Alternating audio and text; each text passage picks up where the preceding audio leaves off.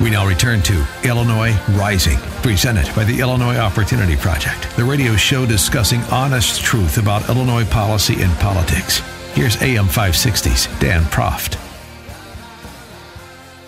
Dan Proft back with Brian Timpone on this edition of Illinois Rising. And so 15 House Republicans voted for the 32% tax increase last year.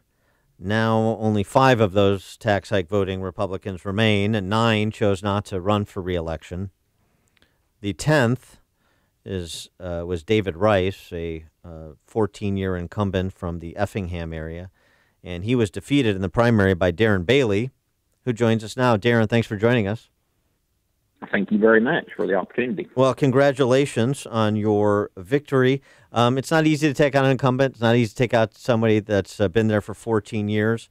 And I know it was a brutal race. As a private citizen, I was involved in it and helping to support you. So in the interest of full disclosure, but what's your takeaway from your relatively resounding victory over a 14-year incumbent? Yes, and that it was, and we were really excited to see that.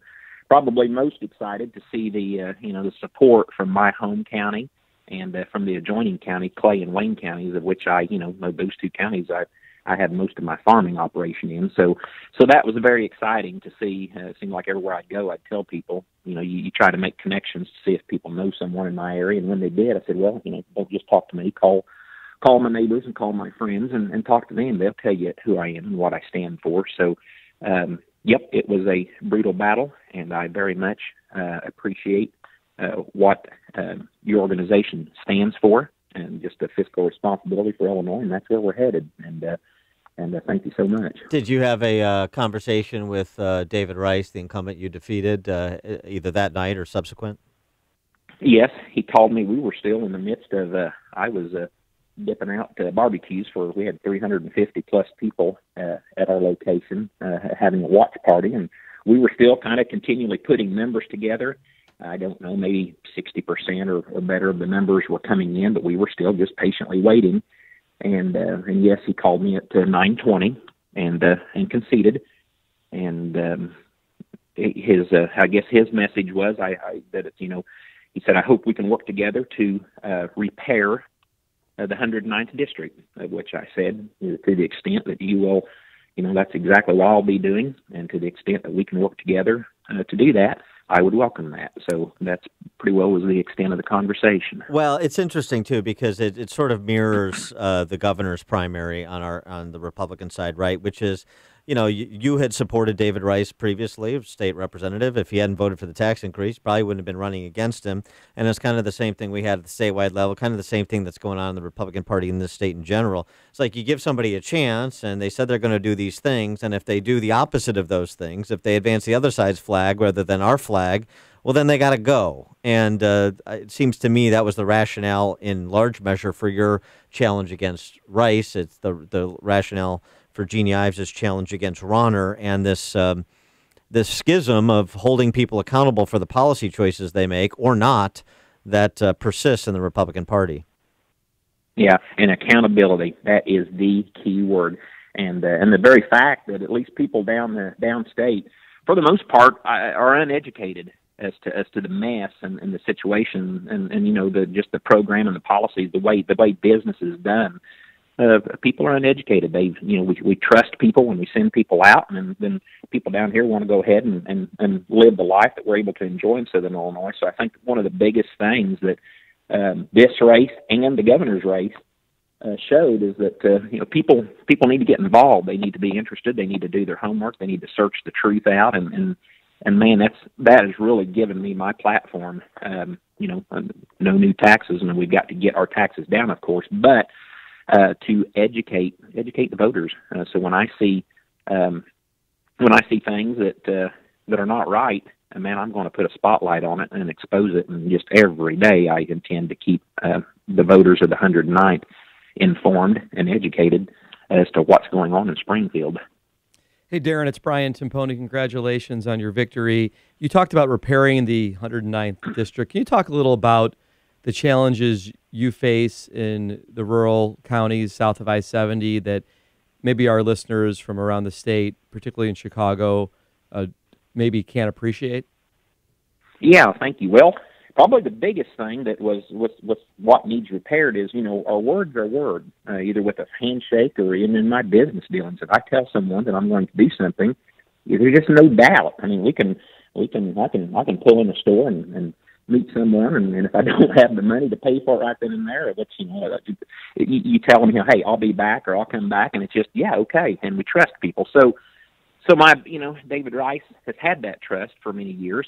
So, and the Republican Party, has had that trust. And when they spent hundreds of thousands of dollars sending out this nonsense, these lies, it created a lot of confusion. And on the onset, that may have been, a large part of what did Jeannie Ives in down here, because I'm still hearing that she was a Madigan, had Madigan ties, and we did everything in the world we could to get that message out that was nonsense. But I'll tell you, in our districts, I heard many stories. So David Rice and the HRO put a message out calling me Democrat Darren. They even set up a website, DemocratDarren.com. There were people down here, staunch Republicans, who, and I even had election judges coming back telling me these stories. People would pull a Democrat ballot, go in to vote, and come back, and they would say, well, why isn't Darren on this? So they're in, literally, and there's a lot of that. There were people who came out and voted and slid their ballots in the box and said, well, I thought Darren, where was Darren at? And they, only to be told after they. So, I mean, I've got the people were there at our watch party explaining that. So therein lies the problem of, like I said, the education process of what people need. There's just too much. Sometimes the trust, and trust is good, but when trust is put in the wrong place and it's abused, then it creates problems. And we have now a problem for the future with, the Illinois Republican Party and this whole situation, because there was a lot of trust infringed upon during this process.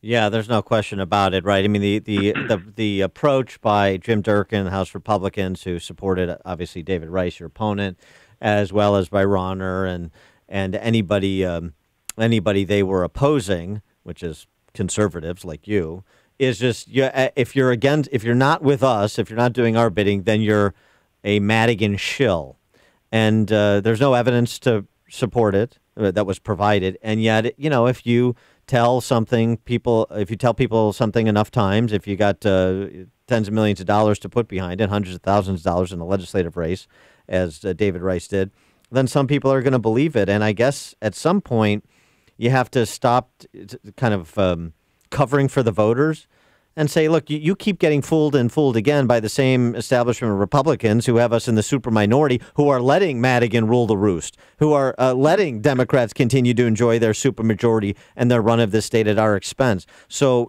snap out of it. You're the problem, not just the politicians. It's you who prop them up. I mean, maybe some tough talk to rank and file Republican primary voters.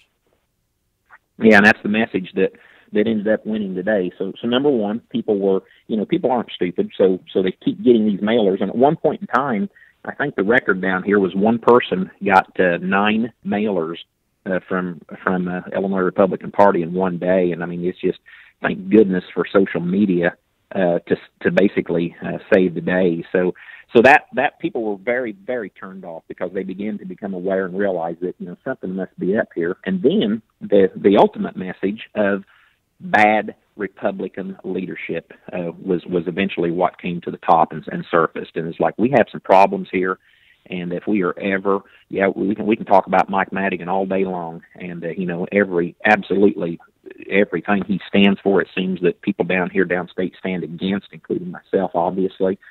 But at the end of the day, we've gone on with 13 years with my opponent in office, and however 37 years that Mike Madigan's been in office, and what we did about it? Absolutely nothing. So there's a leadership problem. Well, and the other problem that's occurring in your region, as Brian was sort of getting to, is you're not that far from another state. People are leaving. Yeah, that's absolutely, that is killing our community. So yeah, whenever I started early on being invited to local